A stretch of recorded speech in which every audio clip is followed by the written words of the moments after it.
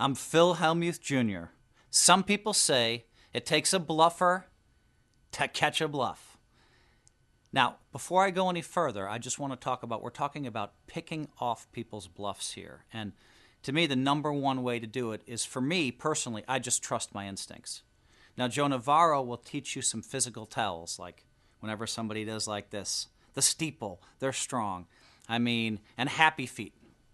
See a guy like this bouncing up his feet, physical tell, he's strong. But anyway, in this lesson, we're going to teach you how to pick up on the clues that can help you catch your opponent in the act of stealing. Clues from a game theory point of view. Poker is a game of incomplete information, meaning that you have to make decisions about the strength of your opponent's hand without seeing what cards they're holding. The better you can become at developing this skill, the more profitable player you'll become, because you'll be able to lay hands down when you're beat and win pots when you know your opponent's hand is weak or when they're bluffing. When you're trying to spot a bluff, start by looking for stories or bets that just don't make any sense. For example, let's say that you bet out on a dry board of ace-9-3 and your opponent raises. What is he telling you?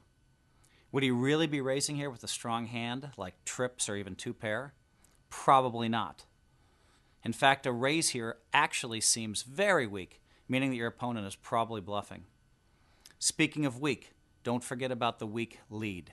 When your opponent bets into you on the flop, where you were the pre-flop raiser, chances are they're holding a weak hand and are looking for information or are making a clumsy bluff. Either way, their bet makes very little sense and gives you the information you need to pick them off on the turn of the river.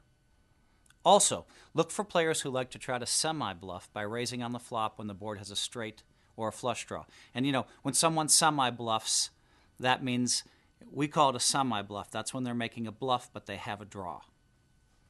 As often as not, players are just betting their draw, and you should be willing to stick with your hand if you're holding something like top pair or second pair. For example, the board comes 10 jack of spades and the 4 of hearts, and you bet out with king 10. Now, this is a hand where a lot of times you could just fold for a raise, but with a drawing board, it's pretty easy to think they might have a flush draw or a straight draw or both. Be sure to look for patterns in your opponents, because not all of them will raise when they're drawing. If you're going to try to pick somebody off on a drawing board, make sure that you've seen this opponent use a semi-bluff before.